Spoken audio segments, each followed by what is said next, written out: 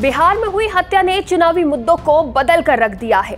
अभी तक जो चुनाव, रोजगार, पलायन, विकास, जाति, धर्म, जंगल राज के मुद्दे के इर्द गिर्द घूम रहा था, वो अचानक सुरक्षा और लॉ एंड ऑर्डर के मुद्दों पर आ गया है। और जो भाजपा लोगों को जंगल राज, माफिया राज का डर दिखाकर लोगों को आरजेडी के खिलाफ वोट करने की अपील कर रही थी, अब वही सरकार कटघरे में खड़ी नजर आ रही है। नमस्कार, टीवी 24 नेटवर्क देख रहे हैं आप। मैं हूं आपके साथ शिखा मेहरोत्रा।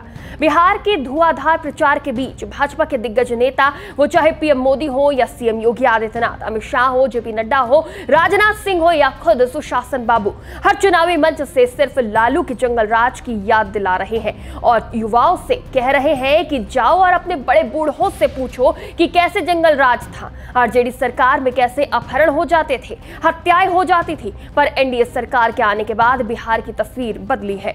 लेकिन भाजपा के नेता अब अपने ही इन बयानों में फंसे नजर आ रहे हैं, क्योंकि आज भी बिहार में दिल दहला देने वाली हत्याएं हो रही हैं। राजनीति और माफिया का गठजोड़ काफी पुराना है, जिस पर चर्चा तब फिर तेज हो गई जब चुनाव के लिए प्रत्याशियों की लिस्ट सामने आई, जिसमें एनडीए और इंडिया गठबंधन की तरफ से कई प्रत्याशियों का ऐलान किया गया, जिसमें कई माफिया और दागी चेहरे भी शामिल हैं।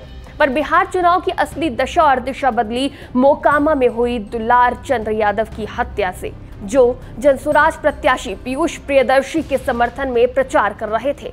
कभी आरजेडी सुप्रीमो लालू प्रसाद यादव के साथ रहे दुलार चंद यादव की हत्या के बाद पूरे इलाके में तनाव है। मोकामा बिहार विधानसभा की सबसे हॉट सीट है, जो धरती कभी कारखानों के धुएं से महकती थी, लेकिन आज बारूद की गंध में डूबी हुई है। 1980 का दशक, जब बाकी बिहार राजनीति की नई भाषा सीख रहा था, मोकामा ने बुलेटों से अपनी सियासी जुबान लिखी।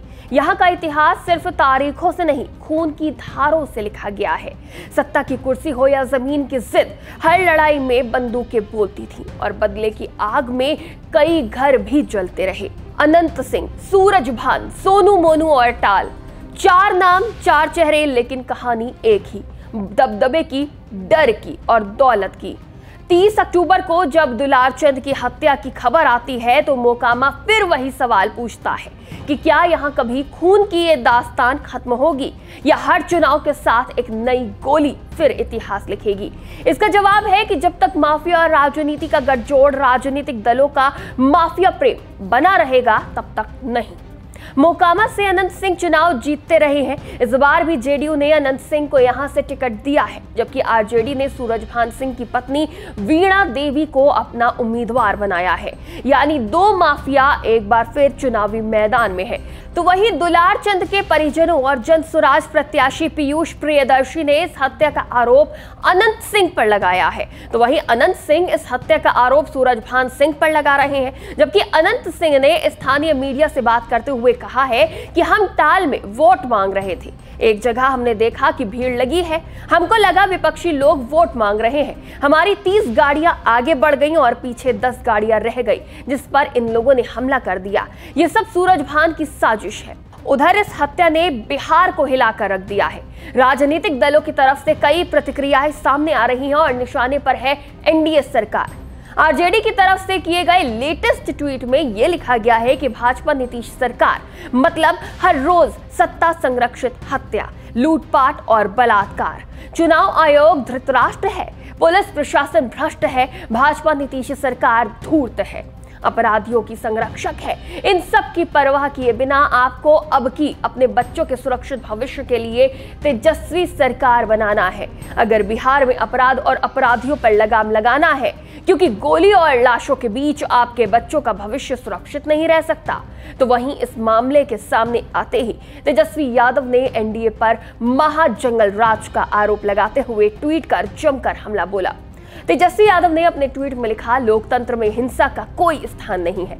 लोकतंत्र में विचारधारा और जनहित के मुद्दे की लड़ाई होती है, बमबारी और गोलीबारी की नहीं। सत्ता संपोषित दुर्दांत अपराधी एनडीए के महाजंगल राज में बाहर घूम तांडव मचा रहे हैं। आज बिहार में एक दरोगा निरुद्ध पासवान की निर्मम हत्या कर दी गई। अपराध के लिए कुख्यात मोकामा में सत्ता संरक्षित गुंडों ने एक सामाजिक कार्यकर्ता दुलार चंद यादव की हत्या कर दी।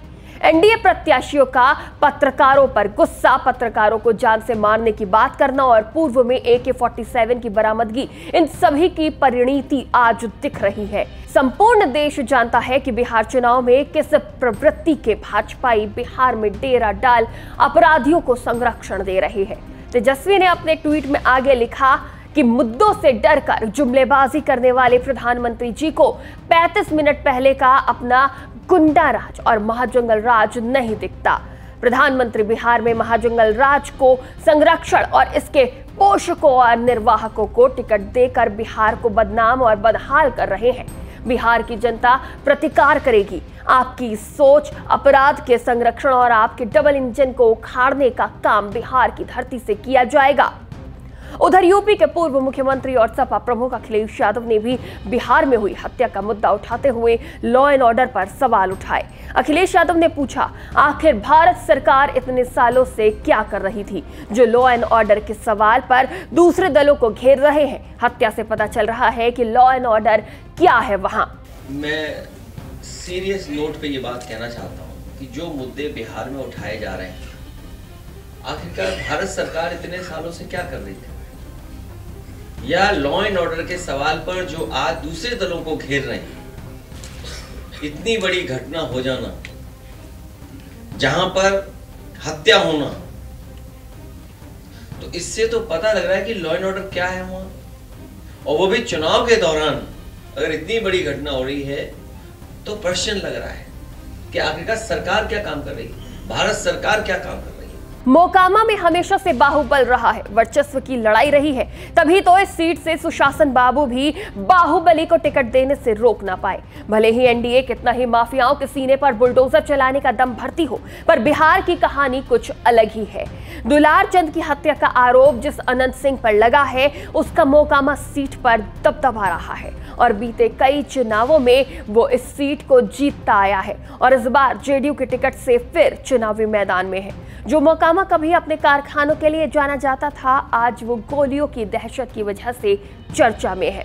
यहाँ गैंग वॉर की दास्तां भी पुरानी है। 1980 के दशक में अपराध ने धीरे धीरे इस इलाके की बागडोर संभाल ली। गंगा के ताल इलाके की जमीनें सिर्फ खेती की नहीं रही, वो वर्चस्व की जंग का मैदान बन गई।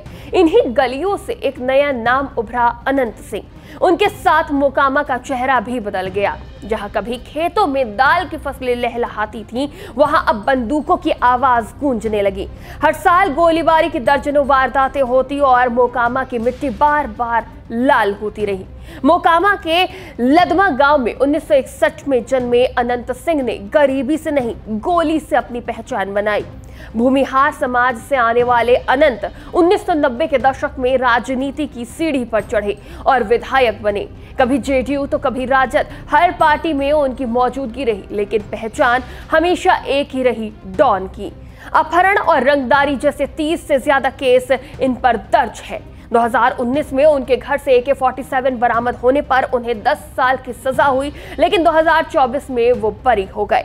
तो वहीं गंगा किनारे बसे टाल क्षेत्र में दशकों तक दुलार चंद यादव का नाम डर का पर्याय बना रहा। 1980 के दशक से ही वो इस इलाके के अघोषित राजा बने रहे। जमीन कब्जा, रंगदारी और फायरिंग के मामले में लिप्त 2019 में उन्हें गिरफ्तार किया गया, लेकिन उनका दबदबा बरकरार रहा। 76 वर्षीय दुलार चंद खुलेआम अनंत सिंह को ललकारते रहे। 2025 के चुनाव में वो जनसुराज के उम्मीदवार पीयूष प्रियदर्शी के लिए प्रचार कर रहे थे, लेकिन 30 अक्टूबर 2025 को गोलियों ने उनकी कहानी खत्म कर दी। लेकिन ये कहानी यहीं खत्म नहीं हुई। इस गैंग वॉर ने अब राजनीतिक रूप ले लिया है। विपक्ष को अच्छा खासा मौका मिल गया है एनडीए पर निशाना साधने का। यहाँ 5 दिनों बाद पहले चरण में वोटिंग है, लेकिन माहौल सन्नाटे से भरा हुआ है। अनंत सिंह जेडीयू से, वीणा देवी राजद से और पीयूष प्रियदर्शी जनसुराज से चुनावी मैदान में है। दुलार चंद की हत्या ने चुनाव को हिंसा के मुहाने पर लाकर खड़ा कर दिया है। अब सवाल है कि क्या इस बार वोट गोली पर भारी पड़ेगा या मोकामा की मिट्टी फिर से लाल होगी? इस पर आपकी क्या राय है? कमेंट करके जरूर बताइएगा। फिलहाल के लिए इतना ही। आप देखते रहिए TV24 नेटवर्क।